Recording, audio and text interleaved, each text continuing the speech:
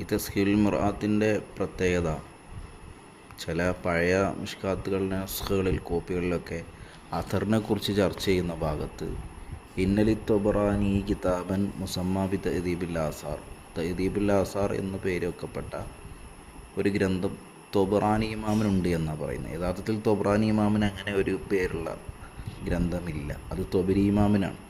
കാരണം നമുക്ക് വിശ്വസ്യയോഗ്യമായ ഗ്രന്ഥങ്ങളിലൊക്കെ ഇന്നലി ത്വബരി കിതാബ് മുസമ്മ ബി തഅദീബുൽ ആസാർ എന്നാണ്.